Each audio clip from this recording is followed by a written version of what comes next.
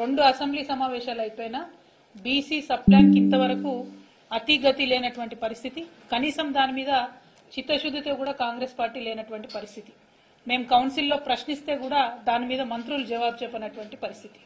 మరి ఇటువంటి పరిస్థితుల్లో నిన్న ఒక తీర్మానం కాంగ్రెస్ పార్టీ ప్రవేశపెట్టింది. ఈ బీసీల కోసం ప్రవేశపెట్టినటువంటి తీర్మానంలో ఎప్పటి వరకు చేస్తారు, ఎప్పుడు కులగన్న మొదలు పెడతారు, ఏ సంస్థ ద్వారా చేపిస్తారు, దీనికి బడ్జెట్లో పెట్టినటువంటి డబ్బులేంటి, ఎన్ని రోజుల్లోపు పూర్తి చేస్తారు, ఈ కుల జనగణన చేయడం ద్వారా ఏం సాధిస్తారు, మీ లక్ష్యాలేంటి, ఇవేమి చెప్పకుండా కేవలం కంటి తుడుపు చర్యలాగా, మభ్యపెట్టే చర్యలాగా మేం కులగణన చేయబోతా ఉన్నాము, బీసీలదే కాదు మొత్తం 50 మందిది గణన చేయబోతా ఉన్నాము అని ఒక తలా తోకా లేనటువంటి రెజల్యూషన్ ని నిన్న అసెంబ్లీలో పాస్ చేయడాన్ని భారత్ జాగృతి తరఫున మేము తీవ్రంగా మా యొక్క నిరసన వ్యక్తం చేస్తా ఉన్నాం.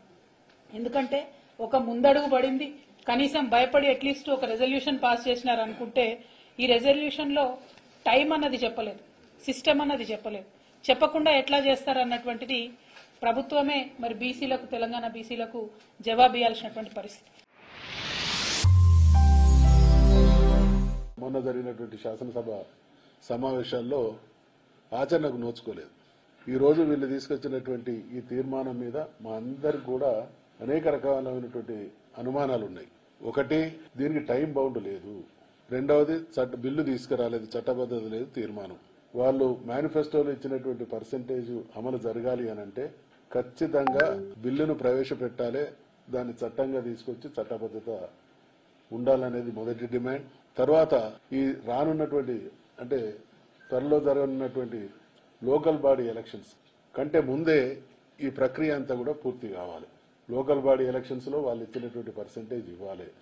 రాజకీయంగా, ఆర్థికంగా, సామాజికంగా వాళ్ళు అన్నటువంటి మాటకు కట్టుబడే విధంగా ఈ తీర్మానం లేదు కాబట్టి ఒక తంతుగా అంటే ఎవరు చేయలేదు మేము చేస్తున్నాం అనేటువంటి ఒక మాట చెప్పి మళ్లీ మొదటికే మోసం చేసే తీరుగా తీర్మానం ఉన్నది. కాబట్టి తీర్మానం విషయంలో మేము సమర్థించినాం, కానీ చట్టబద్ధత లేని విషయాన్ని ప్రశ్నిస్తా ఉన్నాం. చట్టబద్ధత ద్వారా మీ నిజాయితీని చాటుకోవాల్సిందిగా డిమాండ్ చేస్తాం.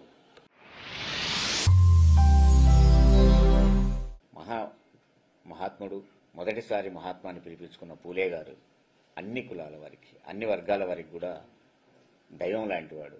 అతన్ని యొక్క విగ్రహాన్ని అసెంబ్లీ ఆవరణంలో పెట్టాలని మేము డిమాండ్ చేశాం. దానికి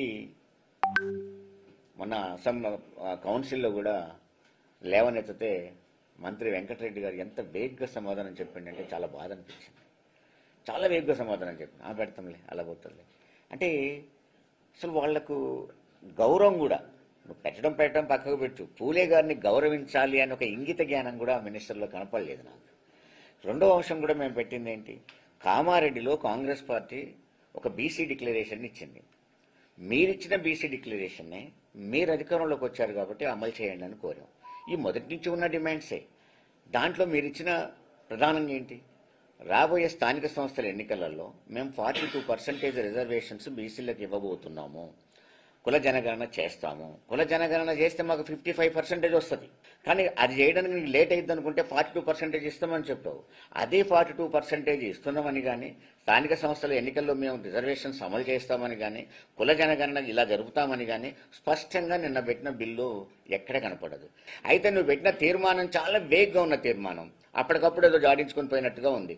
నువ్వు బిల్లు పెడితే దానికి ఒక చట్టబద్ధత వస్తుంది, బిల్లు పెడితే సూచనలు వస్తాయి, బిల్లు పెడితే అదొక చట్టబద్ధత వస్తుంది. అంటే నేననేది ఏంటంటే కుల జనగణన జరిగి ఉన్నట్టయితే ఈ రిజర్వేషన్లు ఇలా పెరుగుండేటి. మీరు జరపలేకపోవడానికి కారణం చెప్పలేదు.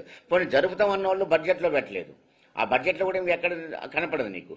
మరి ఇక్కడ నువ్వు చట్టబద్ధత కావడానికి బిల్లు పెట్టకుండా తీర్మానం చేయడంలో నీ వెనక ఉన్న ఉద్దేశం ఏంటి, ఆ హిడెన్ ఎజెండా ఏంటి అనేది స్పష్టం చేయాలి ప్రభుత్వం.